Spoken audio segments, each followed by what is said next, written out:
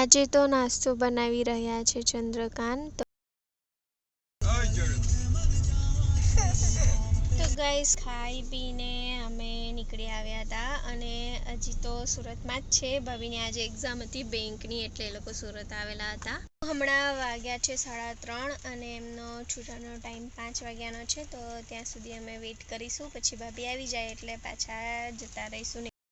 ભાભી આવશે ને એટલે પછી કહેશે આ છૂટી ગયું, તે છૂટી ગયું, ટાઈમ ઓછો હતો એટલે રહી ગયો. અરે આ તો આવડતું હતું, આ તો બી રહી ગયું. કઈ ને આવે ને મેં કહી દઉં.